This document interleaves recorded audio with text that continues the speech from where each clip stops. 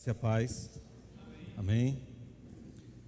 Gostaria que os irmãos abrissem a palavra do Senhor na primeira carta do apóstolo Pedro.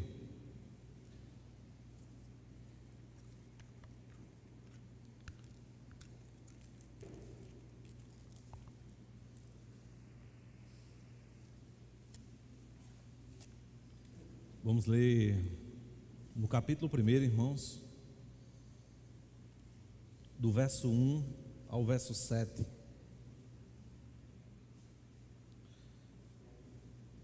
Primeira epístola, ou primeira carta de Pedro, capítulo 1.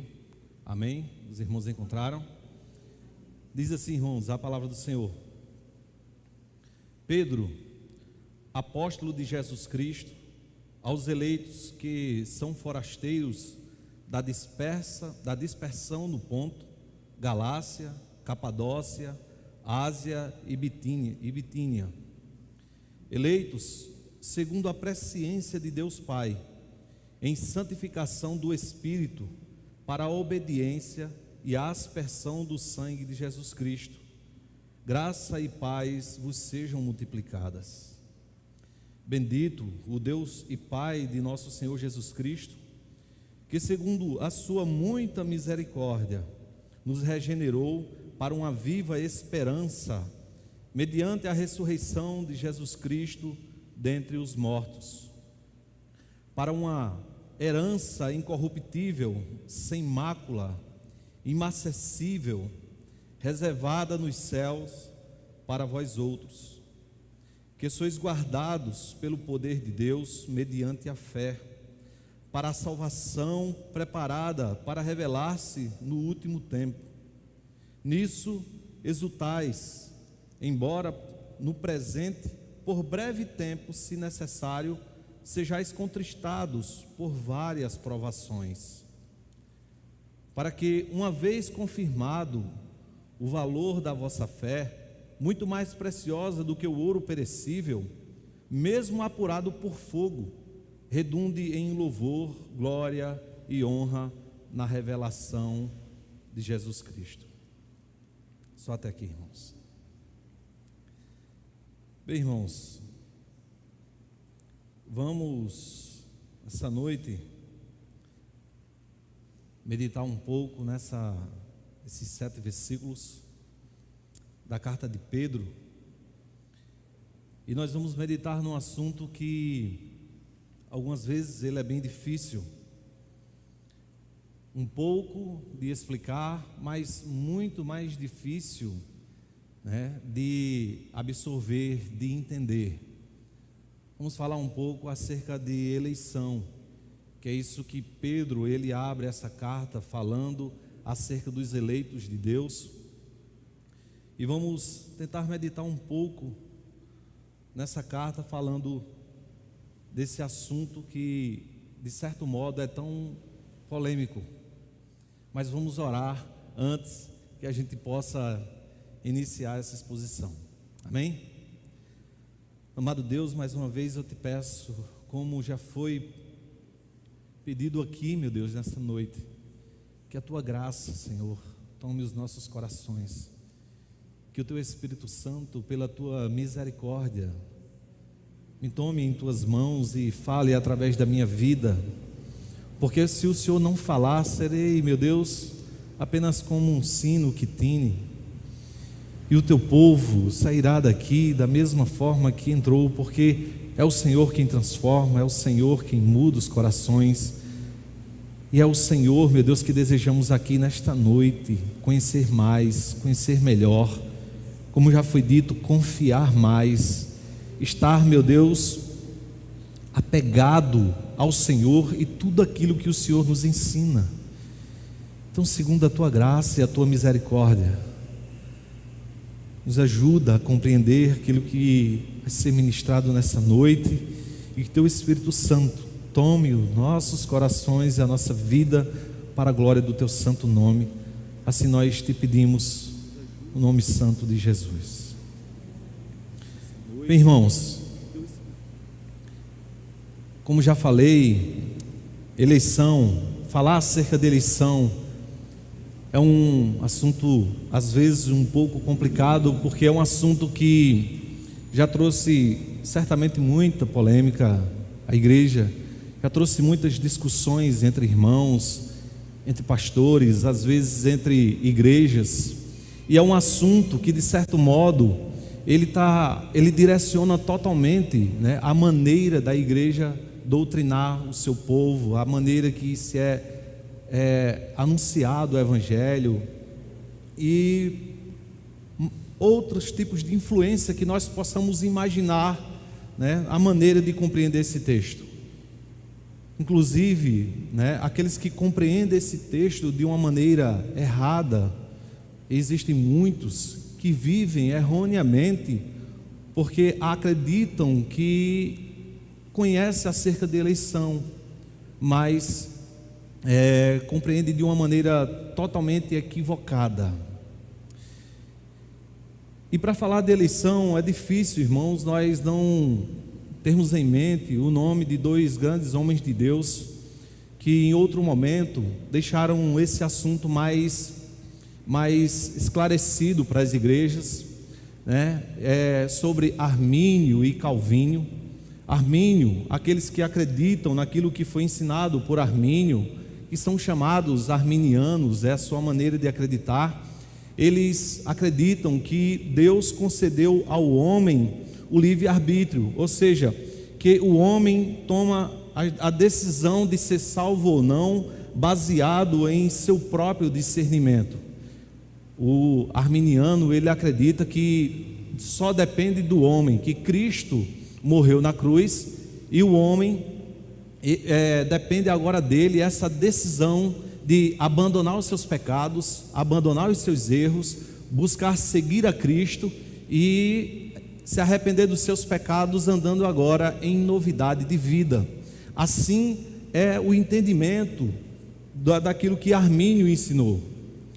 Calvínio, né, ele não acredita no livre-arbítrio. Ele acredita no livre-arbítrio como que o homem tem para escolher a cor de uma roupa que vai vestir, uma comida que vai comer, né, coisas simples do dia a dia. Mas Armínio, ele não acredita na questão de o homem ter forças para fazer escolhas acerca da sua própria salvação.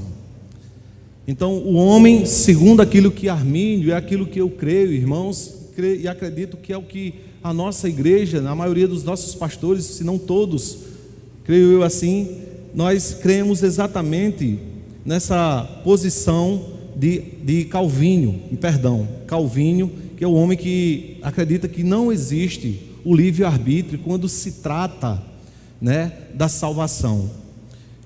Eu me lembrava nesses dias de uma exposição de Augusto Nicodemos lá na Consciência Cristã, quando alguém perguntou para Augusto Nicodemos se havia possibilidade de se o homem tinha o livre-arbítrio.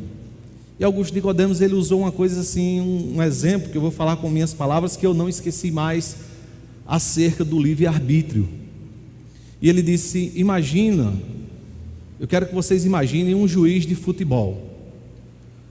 Por ele ser o árbitro, significa que ele tem a livre decisão acerca do que vai acontecer ali entre dois times. E seria muito bom se o árbitro, né, nas palavras dele, entrasse ali sem ter preferência por nenhum time e nem por outro, tomar as decisões corretas e certas, assim como deveria tomar.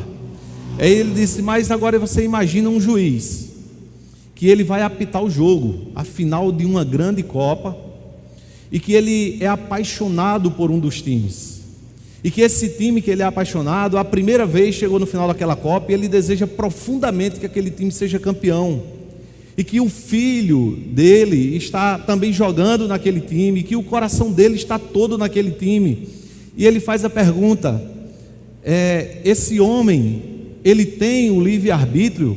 Será que esse juiz, nós poderíamos considerar que ele tem o livre-arbítrio? E ele diz: não, porque o seu coração já fez uma escolha, o seu coração já está inclinado a uma escolha.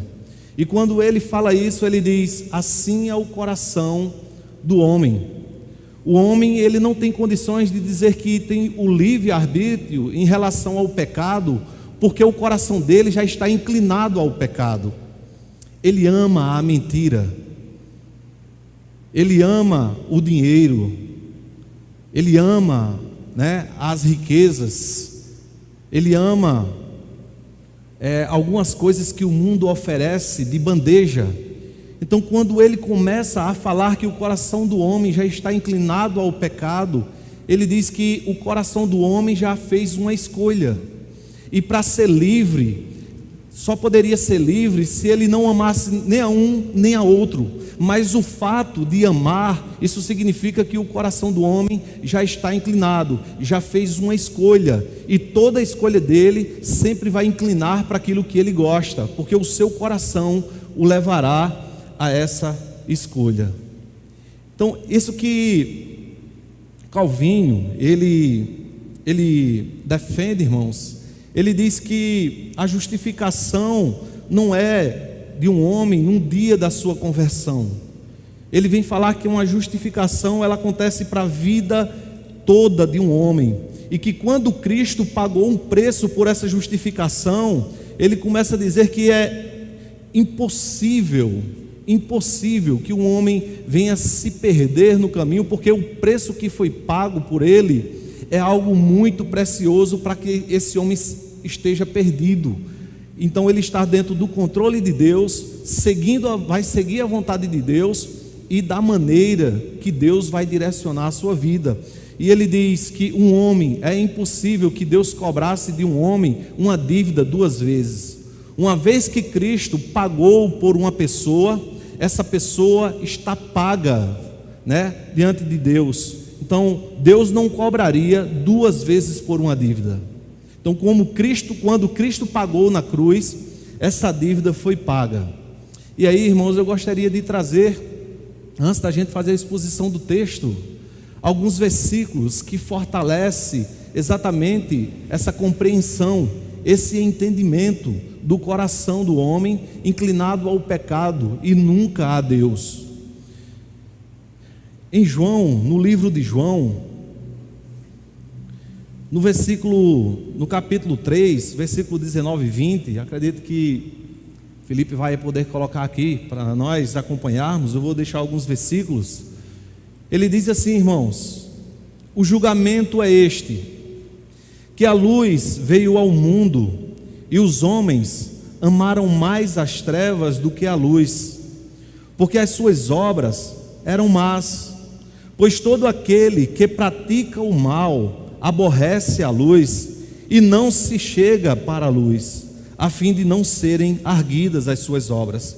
Então o que Jesus Cristo estava dizendo ali é que a luz veio ao mundo, Ele veio ao mundo, mas os homens amaram mais as trevas do que a Ele, amam mais os seus pecados do que o Salvador, e eles não se achegam, eles não vêm a Cristo por conta das suas obras, para elas não serem denunciadas.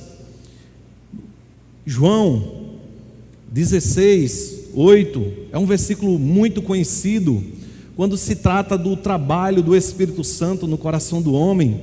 E ele diz, Jesus falando acerca da vinda do Espírito, ele diz: quando ele vier, convencerá o mundo do pecado, da justiça e do juízo. Certo dia eu conversando com um amigo, e a gente falando acerca desse versículo, e nessas dúvidas ele dizia: Jânio, o Espírito Santo convence o homem, mas o homem é quem toma a decisão. E eu falava para ele: então você não entendeu o que é a palavra convencer. A palavra convencer, ela significa que o Espírito veio e mudou a sua decisão. Se você estava indo para o sertão, e eu gostaria que você fosse para o litoral, se eu tentar convencer você e você continuar indo para o sertão, significa que eu não lhe convenci. Mas quando a palavra fala que o Espírito Santo convencerá o homem, significa que o Espírito Santo veio e mudou o seu entendimento, a direção do seu andar. Ele mudou a rota do seu caminho, ele lhe convenceu, ele fez você mudar de direção. Então o Espírito Santo tem esse trabalho no coração do homem exatamente para que ele possa agora andar no caminho que antes ele não andava mais. João, capítulo 15, versículo 16, Jesus diz assim: não fostes vós que me escolhestes a mim, pelo contrário, eu vos escolhi a vós outros e vos designei para que vades e deis frutos, e o vosso fruto permaneça, a fim de que tudo quanto pedirdes ao Pai em meu nome, Ele vos conceda. Então Jesus, mais uma vez confirmando, diz que não fomos nós que escolhemos a Ele, mas pelo contrário, Ele escolheu a nós, Ele escolheu a vós. João, ainda no livro de João, no capítulo 6, no versículo 44, a palavra do Senhor diz: ninguém pode vir a mim, isso foi Jesus dizendo, ninguém pode vir a mim se o Pai que me enviou não o trouxer, e eu o ressuscitarei no último dia. Então, o que Jesus está falando é exatamente dessa obra maravilhosa, que ela é citada desde o Antigo Testamento, como por Jonas, lá no capítulo 2, no versículo 9, quando Jonas diz que ao Senhor pertence a salvação. No capítulo 8 de João, versículo 36, irmãos, Jesus estava ali discutindo com alguns judeus, e esses judeus se consideravam ali como filho de Abraão, como um filho de um povo escolhido por Deus. Por isso eles já se consideravam salvos, já se consideravam que dentro da religião, que o resto dos povos estavam perdidos, mas eram pessoas que apenas compartilhavam de uma religião, mas não compreendiam e não conheciam o Deus verdadeiro. E Jesus, quando estava ali, Jesus diz algo, irmãos, que era para eles, mas com certeza para nós também. No versículo 36 do capítulo 8 ele diz: se pois o Filho vos libertar, verdadeiramente sereis livres. Ou seja, é impossível que um pecador, algemado nos seus vícios, algemado no seu pecado, cego pelo seu pecado, cego e aprisionado, ele consiga se libertar sozinho. Às vezes eu dizia a um amigo: como pode um homem prostituto que sai, deixa sua família em casa e que vai para a rua, volta 2, 3 dias depois e ninguém tem direito a nada, de repente um homem desse cai no choro, se converte, passa a servir ao Senhor, passa a ter nojo de tudo que fazia. É impossível que isso aconteça por uma livre escolha. É impossível que isso não seja uma obra regeneradora do Espírito Santo que transforme o coração do homem. Verdadeiramente nós oramos pelos nossos filhos porque sabemos que nós não temos condições de colocar na cabeça dele aquilo que nós gostaríamos que eles fizessem, mas nós oramos a Deus para que Deus faça, porque é uma obra do Espírito Santo, é uma obra de Deus, é uma obra que só o Senhor ele pode atuar no coração dos homens. Então isso faz com que o poder não esteja nas nossas mãos, mas na vontade do próprio Deus. Em Efésios 2:1 ele diz assim: ele vos deu vida, estando vós mortos nos vossos delitos e pecados. A Bíblia ela se refere a um homem que não tem condições de se levantar da sua própria condição para ir até a Deus. Às vezes eu dizia, eu conversando acerca desse versículo, com minha esposa, eu dizia para ela que um morto ele causa em nós, de certo modo, irmãos, certa náusea. Se a gente não visse um morto bem tratado do jeito que as pessoas fazem para poder colocar num caixão, mas quando ele fala mortos dos vossos delitos e pecados, é como se Deus olhasse ali para um morto, para nós, antes de nos convertermos. Um morto ele não tem escolha, ele não sabe para onde vai, as pessoas ele não escuta, ele não se mexe, as pessoas colocam do jeito que quer, aonde quiser, escolhe o lugar para enterrá-lo, e ainda nessa situação, nessa condição de apodrecimento. Então quando a palavra de Deus ela fala acerca disso, é porque o morto ele não tem um poder de decisão. Efésios ainda, no capítulo 1, no versículo 4. Ele vai falar, e eu vou acerca desse momento maravilhoso que Deus nos escolheu. E ele diz assim, irmãos: assim como nos escolheu nele, antes da fundação do mundo, para sermos santos e irrepreensíveis perante ele em amor. Veja que o próprio Evangelho, ele nos dá esse direcionamento, né, para compreendermos que a escolha, quando Deus fez por cada um daqueles que são eleitos, como já foi dito aqui nesta noite, essa não foi uma escolha que alguém fez ontem e Deus foi lá e escreveu o seu nome no livro da vida. A Bíblia fala desse livro que foi escrito antes da fundação do mundo, ou seja, antes que houvesse qualquer coisa criada em relação ao lugar que nós vivemos, a esse planeta, ao sol, ou o tempo. Deus já tinha nos seus planos todos os projetos, inclusive a de salvação. Então vamos entrar no texto, irmãos,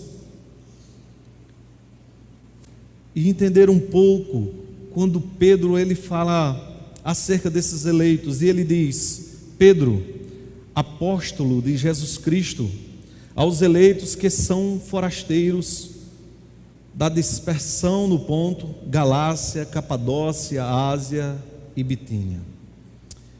Aos eleitos que são forasteiros. Outra versão ela diz: aos eleitos que são estrangeiros. Eu gosto mais dessa palavra estrangeiro, que nos traz um entendimento melhor. Essa região para onde Pedro escreveu era uma região enorme. Ela fica hoje dentro da Turquia. E cada ponto desse que nós possamos falar, Galácia, Capadócia, é como se fosse uma região daquele país onde existiam muitas cidades. E Pedro aqui, ele não estava escrevendo para algumas pessoas que eram de outro país e estavam ali dentro daquela igreja. Ele não estava escrevendo simplesmente para os estrangeiros que estavam dentro da igreja. Ele estava chamando toda a igreja de estrangeiros. Quando ele diz aos eleitos que são estrangeiros, e aí ele vai abranger as igrejas que estão nessa região. Por que estrangeiros, irmãos? Porque isso vai nos dar um entendimento de que uma pessoa que se converteu, uma pessoa salva, ela não vai se sentir mais à vontade nesse mundo. Um estrangeiro, se chegar alguém aqui de um país bem diferente, talvez essa pessoa ela não venha gostar tanto da nossa cultura. Talvez ela não venha visitar os mesmos lugares que o nosso povo frequenta, ou os nossos jovens, ou as nossas festas. Talvez eles não queiram participar, às vezes, das mesmas conversas, entendendo que são conversas que não agradam a eles. Talvez eles não queiram ter as mesmas amizades, né, que ele encontra no trabalho ou em outros lugares. Do mesmo jeito, nós compreendemos que assim é aquele que se converte. O eleito de Deus, ele começa já a não se sentir mais em casa. Quando ele olha para o mundo, ele vive como se fosse um estrangeiro. Ele passa a olhar os lugares que antes frequentava e dizer: eu não posso mais frequentar esse lugar, isso não é um lugar para mim. Ele passa, de certo modo, a ouvir certas músicas, ou certas amizades, ou alguma coisa que esse país tem algo em comum, até mesmo às vezes as comidas, e dizer: eu não posso mais participar disso. Talvez ele olhe para as roupas que vestiu antes e dizer assim: isso não é mais adequado para a minha pessoa. Então o que Pedro está falando é que os eleitos, ele não vai mais conseguir andar como se fosse daquele mundo, pertencente àquele lugar. Ele vai começar a sentir uma diferença e entender que esse mundo, que ele não pertence a esse mundo, e por isso o seu refúgio, muitas vezes, pelo menos é o que a gente entende, que a maioria dos estrangeiros, como um judeu, se você entrar na casa de um judeu, você vai entender que ele vai fazer da sua casa como se fosse o cantinho do seu país. né? Tudo ali lembra a sua nação, tudo lembra o seu Deus, tudo lembra a sua família. Então ele vai ter em casa aquele reduto, onde ele vai procurar se separar um pouco do mundo. E assim, quando Pedro escreve aos eleitos, ele está mostrando que aqueles que são eleitos, aqueles que foram convertidos ao Senhor, vai começar, irmãos, a se separar do mundo, não fazendo mais parte daquilo que se fazia antes. No versículo 2, a palavra do Senhor diz assim: eleitos segundo a presciência de Deus Pai. Eu acho maravilhoso isso, porque a presciência, algumas pessoas confundem a presciência de Deus como se fosse uma presciência comum a um homem que é muita experiência num trabalho, e que você fosse lá fazer uma fórmula, ele dissesse: não faz isso porque vai acontecer isso, e você fez e aconteceu. Não é, essa presciência realmente é um conhecimento antecipado ou experiência daquilo que se trabalha.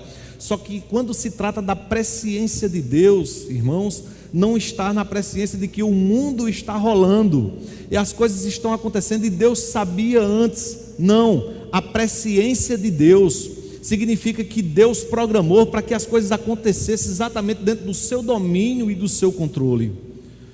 Já foi dito que não cai um cabelo da nossa cabeça sem que Deus tenha conhecimento disso. Então é preciso que a gente entenda que nós estamos diante de um Deus que Ele não só conhece todas as coisas, mas Ele programou as coisas para que viesse a acontecer exatamente desse modo. Nessa presciência de Deus, que Deus nos elegeu, segundo essa presciência, a palavra do Senhor diz: em santificação do Espírito, ou santificação através do Espírito. É aqui, irmãos, que muitas vezes eu gostaria de falar acerca de que algumas pessoas compreendem erroneamente acerca da eleição. Já ouvi falar de pessoas que dizem assim: não, se Deus escreveu o nome no livro da vida, então significa que todo pecado que uma pessoa cometer, ele não será mais cobrado. Isso está correto.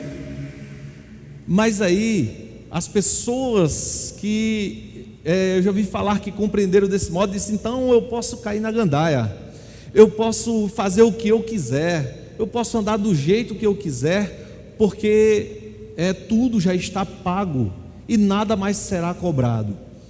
E aqui, meus queridos, Pedro ele começa a ensinar que aqueles que foram eleitos, eles foram transformados segundo o Espírito Santo de Deus, não para fazer mais aquilo que ele quer. Não é uma pessoa que tem mais o desejo de andar em conformidade àquilo que ele andava antes. Não é uma pessoa que faz uma aliança com o pecado, já imaginando que depois estará tudo pago. A transformação de um coração, ela faz com que essa pessoa se arrependa, se entregue a Deus, olhe para Deus, desejando cumprir tudo diferente, desejando deixar todos os seus erros de lado e ser uma pessoa perfeita, ser santo como Deus é santo. Então, quando Pedro ele fala: eleito segundo a presciência de Deus Pai, em santificação através do Espírito.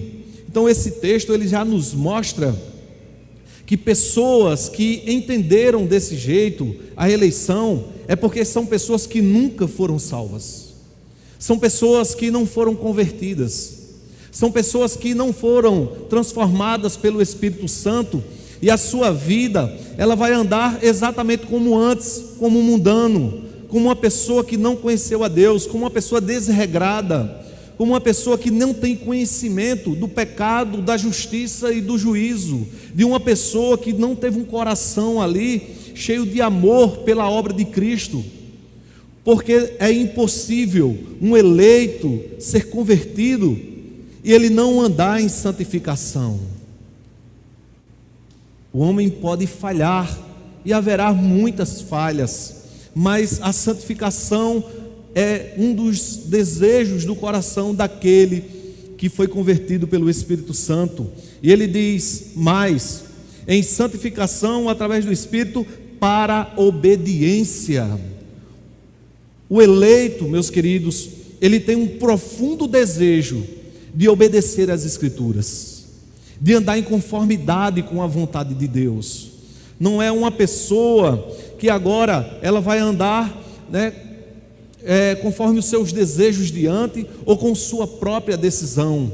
Ele não vai buscar mais a compreensão que ele tinha de mundo para tomar decisões nas coisas que ele faz. Ele deseja profundamente conhecer qual é a vontade de Deus para obedecer a Deus, porque uma pessoa ela não pode obedecer a algo que ela não conhece. Então, quando as Escrituras ela vem falar de santificação e obediência, ela está tratando de uma pessoa que foi já ali alcançada e transformada pelo Espírito Santo de Deus. Isso aqui é um dos indícios de que alguém foi eleito e está caminhando em conformidade com a vontade de Deus. E aí ele ainda diz mais, irmãos: em santificação do Espírito para a obediência e aspersão do sangue de Cristo.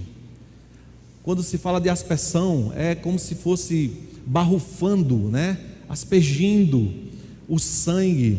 Era algo que acontecia lá no Antigo Testamento quando se fazia um sacrifício. Usando aqui o português, irmãos, quando diz assim, para a obediência e a aspersão, é como se fosse para a obediência e para a aspersão.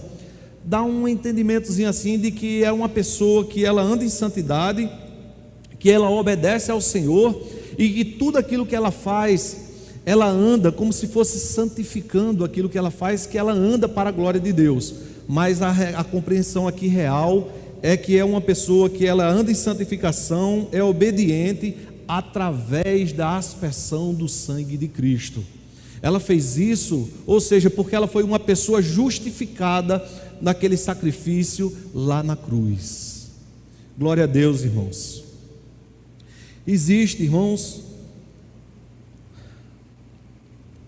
alguns versículos que ela fortalece o nosso entendimento, a nossa compreensão acerca dessa presciência, acerca dessa santificação, acerca dessa obediência. Como nós lemos Efésios 1:4, de uma pessoa que já tem o seu nome escrito no livro da vida, ou Apocalipse 20:15, quando ele diz assim: e se alguém não foi achado escrito no livro da vida, esse foi lançado para dentro do lago de fogo. Veja que quando essa palavra ela vem falando de alguém transformado segundo a presciência de Deus, se ela não é uma pessoa que se encontra exatamente ou em conformidade com a santificação através do Espírito Santo, se é uma pessoa que ela é desobediente, se é uma pessoa que não teve o sangue de Cristo sobre ela, pode ter certeza que essa é uma pessoa que não tem o seu nome escrito no livro da vida.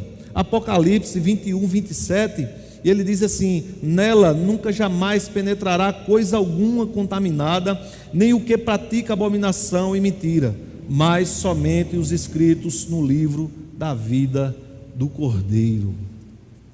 Essa palavra, ela fortalece acerca dessa presciência de Deus, acerca dessa eleição de Deus. Tem dois versículos, irmãos. Isaías 46, versículo 9 e 10, ela assegura a gente acerca de quem o nosso Deus é, de que Deus ele não está sendo tomado de surpresa pelos acontecimentos. E esse versículo ele diz assim: lembrai-vos das coisas passadas da antiguidade, que eu sou Deus e não há outro, eu sou Deus e não há outro semelhante a mim, que desde o princípio anuncio o que há de acontecer, e desde a antiguidade as coisas que ainda não sucederam, que digo: o meu conselho permanecerá de pé e farei toda a minha vontade. Isso é um Deus que ele tem controle sobre a vida, sobre tudo que ele criou, sobre todas as coisas, irmãos, que estão acontecendo e que há de acontecer. Esse Deus não é um Deus que ele é pego de surpresa pelas coisas que muitas vezes nos surpreendem. No versículo 3, a palavra do Senhor, ela diz assim: bendito Deus Pai e de nosso Senhor Jesus Cristo, que segundo a sua muita misericórdia nos regenerou para uma viva esperança. É maravilhoso entender que é segundo a muita misericórdia de Deus, porque a própria palavra diz que se não fosse as misericórdias do Senhor, quer dizer que as misericórdias do Senhor são a causa de nós não sermos consumidos. Como são essas misericórdias que nos regenerou, irmãos, para uma viva esperança. A regeneração é um termo para dizer que uma pessoa foi trazido de volta à vida. Aquele morto que não tinha condições de fazer nenhuma escolha, aquele morto que estava apodrecido nos seus pecados, aquela pessoa que, se nós tentarmos entender, ele era vivo para trabalhar, para ter um filho, para formar uma família, para ter sua vida no mundo, mas que era uma vida que não trazia nenhum conhecimento para Deus. Era algo que era apagado dos seus olhos e da sua mente. Por mais que esse homem pudesse ouvir alguém anunciar o Evangelho, o seu coração não conseguiria absorver nada daquilo que é anunciado e pregado. Então a regeneração é uma transformação de Deus, é uma maneira de acordar aquele homem que estava dormindo, inerte ou morto, ou seja, ele o regenerou para a glória, para uma viva esperança, perdão, irmãos, para uma viva esperança. Isso eu acho maravilhoso, quando ela fala de uma viva esperança, porque existem coisas que nós colocamos a esperança de que algo aconteça, né? A gente vem tendo esse problema aqui nas nossas eleições ultimamente, mas qualquer coisa que você tenha na vida, que você se programe na vida para tal coisa, que você coloque sua esperança num futuro lá na frente, o que acontece é que essa esperança ela pode morrer a qualquer momento, porque uma falha, qualquer coisa que possa acontecer, você sabe que aquilo ali já não vai se realizar mais, né? Eu estava conversando com um homem ontem, enquanto a gente estava no comércio, e ele disse que estava parado num sinal e veio um carro e bateu nele, passou por cima do seu tornozelo, e ele teve que fazer 14 cirurgias. E esse homem disse que passou um ano, se eu não estou enganado, 1 ano e 10 meses sem poder colocar o pé no chão. Então você imagina a esperança que esse homem tinha de realizar tal coisa, aquilo que ele se programava. Certamente pode ser que essa esperança de acontecer aquilo que ele gostaria morreu naquele momento, porque a sua condição física já não permitia mais.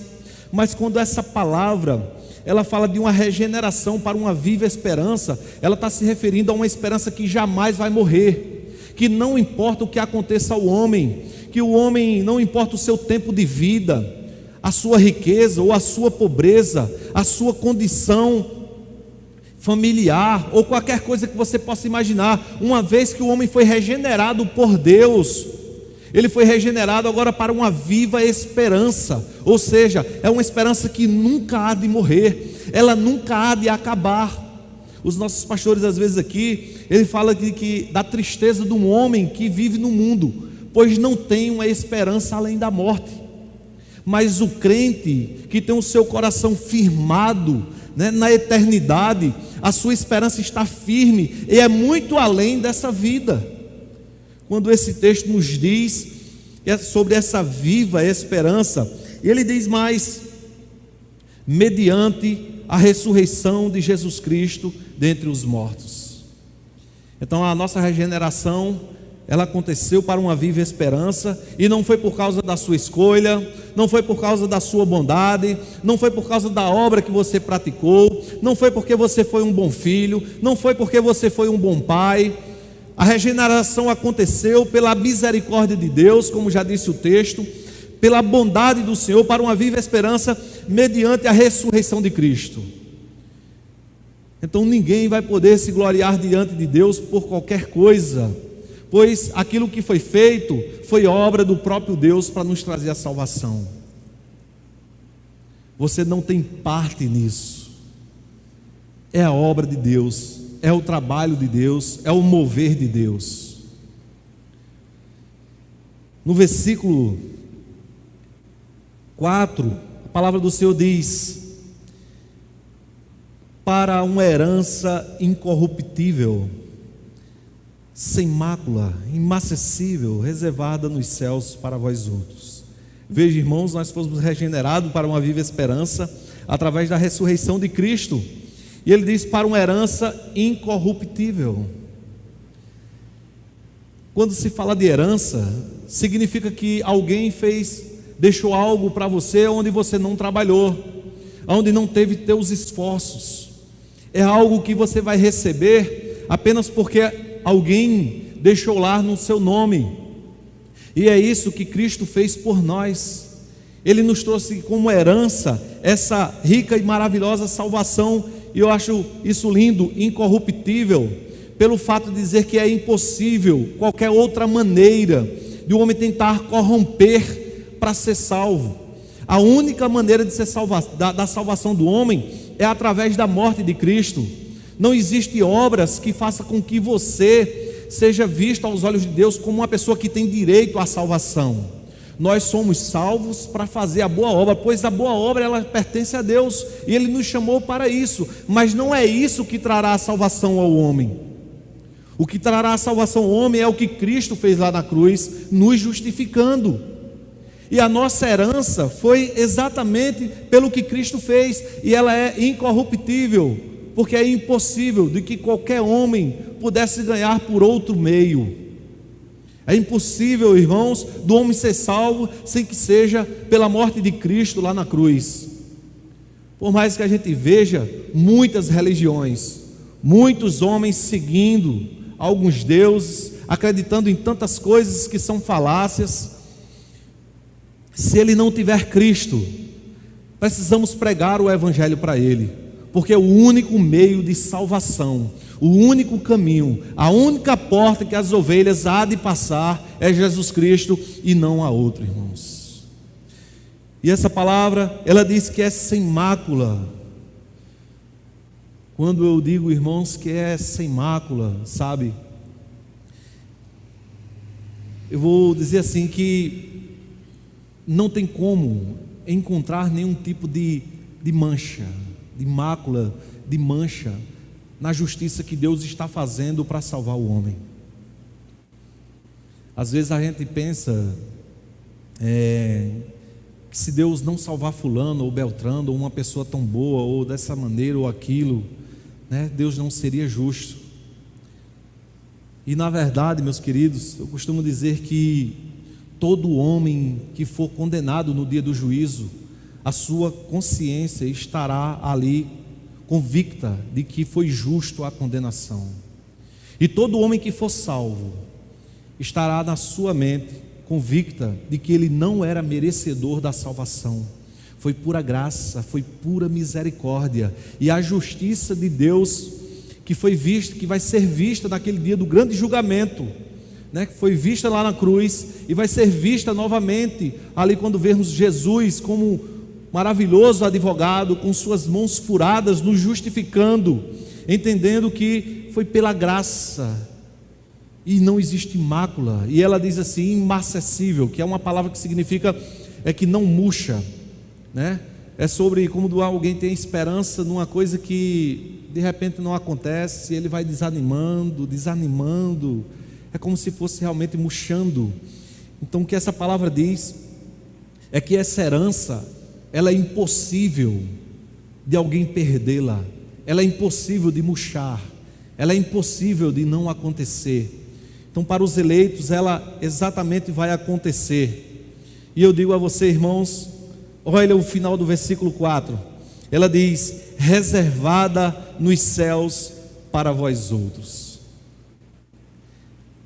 uma herança que está reservada nos céus para vós outros. Eu gostaria que você imaginasse os céus exatamente como descreve ali Apocalipse, como uma grande cidade, com grandes muros, com ruas de ouro, e que se você imaginasse aquela cidade, né, como Jesus falou em João, se não estou enganado, João, no capítulo 14, 2, ele diz assim: na casa de meu pai há muitas moradas, se assim não fora, eu vos teria dito, pois vou preparar-vos lugar. Então eu queria que você imaginasse o céu ali como um lugar cheio de morada, e que naquelas moradas ali, todos aqueles que adentrarem nos céus, como se tivesse ali exatamente uma casa, na entrada dessa casa uma placa enorme escrita exatamente com o seu nome, porque quando essa palavra diz, irmãos, que é uma salvação, uma herança incorruptível, sem mácula, inacessível, reservada nos céus para vós outros, significa que Deus não vai dar a outra pessoa aquilo que Ele reservou para você. O que Deus colocou o teu nome, reservou para você, para mim, para nós, será nosso, irmãos.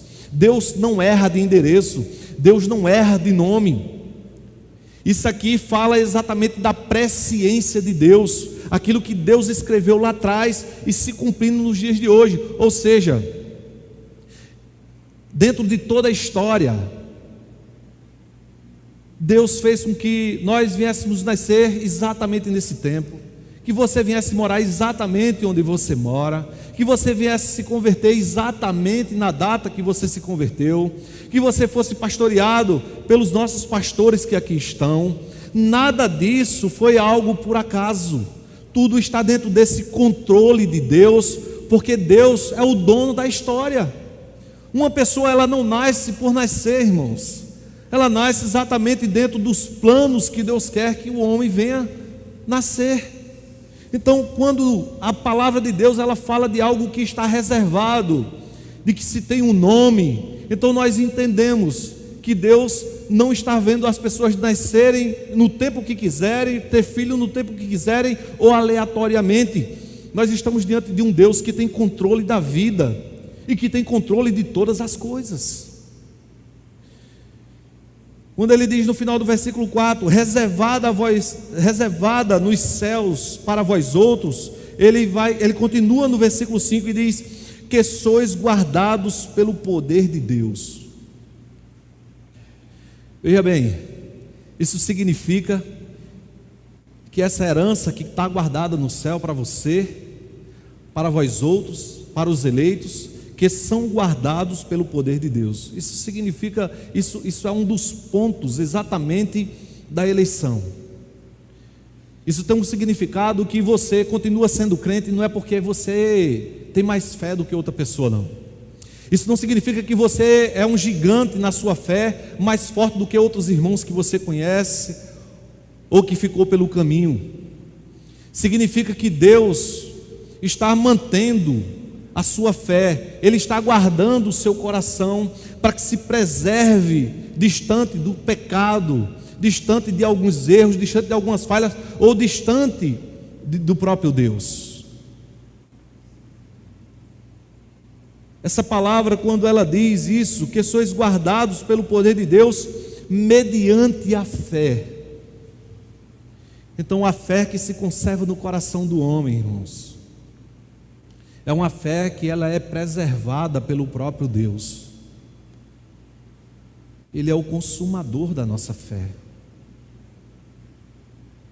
Isso nos mostra que somos salvos pela graça, pela bondade, pela misericórdia, que não existe nada em nenhum homem que possa se gabar de qualquer coisa. Nós somos pó, ao pó voltaremos. As pessoas que nós vemos, irmãos, ao nosso redor, tem que, na verdade, ser abraçados por nós, anunciado o Evangelho, né? Tem que ser pregado para que Deus possa ter, eu digo assim, até a minha esposa perguntava, Então adianta pregar o Evangelho. Eu disse: nós somos salvos para isso. A salvação, ela pertence a Deus, é o Espírito Santo quem convence. Mas a questão de pregar o Evangelho ou de falar do Evangelho é muito mais uma questão de pregar para que as pessoas sejam salvas. É uma questão de falar de uma pessoa que você ama, porque traz orgulho quando nós amamos alguém e falamos bem dela. Então falar desse Deus maravilhoso é falar de quem nós amamos.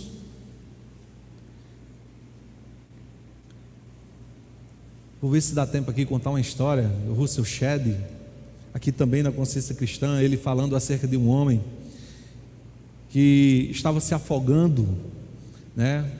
Não era um lago, eu esqueci o nome daquilo que ele falou, mas vamos supor que fosse um lago. E chegou um homem muito bem vestido, e viu aquele homem maltrapilho, com cabelo grande, barba grande, né? As roupas ali meio esfarrapadas, e se afogando no lago. Aquele homem pegou aquele rapaz, tirou daquele lago que estava afogando, socorreu, colocou ele dentro do seu carro muito limpo, levou lá na mansão que ele morava, mandou que as pessoas ali o levassem, desse um presto-barba, desse a ele uma roupa limpa, desse um banho, desse comida. E no final, aquele homem acordou, de repente tomou o banho, comeu, quis ir embora. Ele disse: no dia que você quiser voltar, está aqui o cartão, você será sempre bem-vindo. E aquele homem andou e sentiu o desejo de voltar, e voltou. E quando chegou naquela mansão que tocou, novamente as pessoas, eles disseram: quem é? Com quem você gostaria de falar? Ele disse: com a pessoa que me deu esse cartão. Ele disse: entre, seja bem-vindo. E ele entrou, e naquele lugar ele novamente tinha tudo em abundância. E ele começou de verdade a ser cuidado por aquele homem rico que salvou sua vida. E um dia ele resolveu sair de casa e passar por alguns lugares aonde ele andava antes. E quando ele chegou, as pessoas não o conheciam, não estavam conhecendo ele com as suas roupas, bem limpo, bem vestido. Mas ele ficou por ali, e de repente ele viu 2 ou 3 pessoas que entraram no assunto e começou a falar mal daquele homem que salvou sua vida, e começou a falar coisas que de fato ele estranhou. E quando ele viu aquele homem falar mal dele, aqueles homens, ele foi intervir e disse: vocês não o conhecem, por que vocês falam assim dele? Aquele homem é amoroso, aquele homem, ele salva qualquer um que ele vê em qualquer lugar, seja sujo, fedorento, maltrapilho. Aquele homem, ele dá as coisas sem pedir nada em troca, e ele pode cuidar de qualquer pessoa que necessite e chegue perto dele. E ele começou a defender a honra daquele homem diante das pessoas que falavam mal dele. O que você percebe, e Russell Shedd dizia, era que aquele homem, ele começou a ser tomado por um amor, por aquilo que foi feito pela vida dele. E ele diz assim, que falar de Cristo é exatamente isso. É um maltrapilho, uma pessoa suja, que foi pega na rua e limpa pelo próprio Deus, cuidada, bem tratada e mudada as suas vestes e a sua condição. E essa pessoa, ao sair na rua, o mínimo que ele vai fazer é tentar defender quando vê alguém falando mal daquela pessoa que ele tanto ama e conhece. Ao ensinar isso, Russell Shedd dizia que é natural que quem ama a Deus procura falar de Deus aonde ele tem a oportunidade, porque o amor que uma pessoa que conhece a Deus, ela vai expressar todo esse sentimento e esse desejo de glorificar e de exaltar o nome dele, irmãos. Então nós percebemos verdadeiramente que uma pessoa transformada, ela vai querer engrandecer e exaltar o nome do Senhor. Vamos adiante, para encerrarmos. E ele diz assim, no versículo 5, que sois guardados pelo poder de Deus mediante a fé, e exatamente isso, para a salvação preparada para revelar-se no último tempo. Então esse texto, ele continua falando da eleição, da obra de Deus, daquilo que Deus faz, de uma herança incorruptível, reservada nos céus, para alguém que foi guardado pelo poder de Deus, mediante a fé, para a salvação preparada no último tempo. É esse Deus que trabalha exatamente dessa maneira, e isso, irmãos, é o motivo de fazer com que o homem não corra para o pecado, e entender que agora ele tem a abertura para pecar, mas isso faz com que o homem caia de joelho, e entender como Deus tem sido misericordioso dia após dia, em reservar algo para aquele homem ou para tal pessoa que não é merecedor, ou seja, para nós que não somos merecedores da eternidade com um Deus tão grande e maravilhoso. No versículo 6 ele diz: nisso exultais, ou seja, se alegre por tudo isso que foi feito pela sua vida, embora no presente, por breve tempo, por um pouco de tempo, se necessário, sejais contristados por várias provações. Mesmo, irmãos, que estejamos contristados por algumas provações, ou seja, existem provações que de fato ela vai trazer tristezas. Algumas provações elas vão acontecer externamente, mas outras provações ela vai acontecer internamente, no seu coração, algo que vai lhe trazer, vai lhe provar de verdade, e às vezes vai causar tristeza, porque às vezes você vai falhar, porque às vezes você vai errar, e o que deve ser encontrado no coração de tal pessoa que foi convertida, é que de fato, o fato de errar lhe traga tristeza por ter errado, por não ter acertado naquilo que Deus permitiu com que você fosse provado, porque a prova, né, ela não é algo que foi feito para nos reprovar, mas para nos aprovar diante de Deus. E nisso nós comprovamos no versículo 7, para encerrarmos, irmãos, e ele diz: para que uma vez confirmada o valor da vossa fé, muito mais preciosa do que o ouro perecível, mesmo apurado por fogo, redunde em louvor, glória, honra na revelação de Jesus Cristo. Ou seja, quando essas provações, que muitas vezes ela pode vir nos nossos corações, irmãos, nas nossas vidas, elas vêm para provar o valor da nossa fé. E quando o texto ele diz que é mais precioso do que o ouro, mesmo o ouro apurado no fogo, essa palavra está nos dizendo que essa fé ela é muito mais valiosa do que isso, porque tudo que nós vemos, tudo que existe aqui, tudo vai ser um dia consumido pelo fogo, e no dia do juízo ninguém lembrará que era rico, ou como dizemos, né, podre de rico. Ninguém lembrará que era pobre, ou que era bonito ou feio, ou que possuía tal coisa ou tal coisa. O que vai restar, irmãos, é aqueles que têm fé para ser salvos, ou aquele que não tem fé e serão condenados. Então essa palavra ela fala que essa fé ela é mais preciosa do que o ouro, porque ela não vai perecer como o mundo vai perecer com todas as riquezas que ele tem.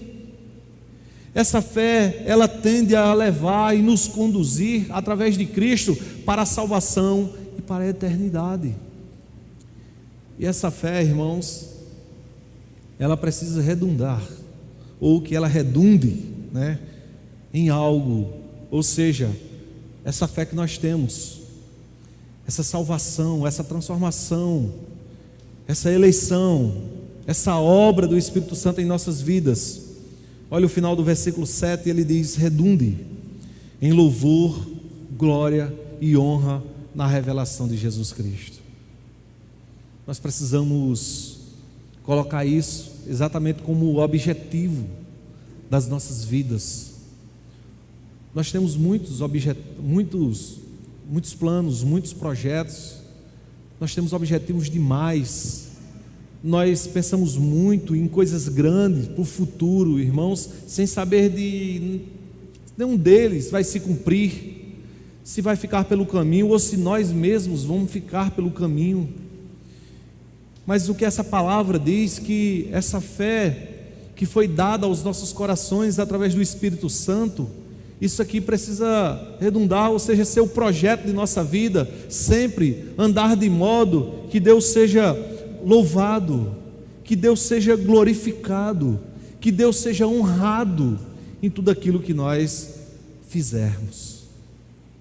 Que Deus nos abençoe, que possamos, como disse o versículo 6, exultar, irmãos, nos alegrar na obra que Deus fez por nós, pela sua muita misericórdia, por sua bondade, por seu amor, por ter escrito os nossos nomes no livro da vida. Amém?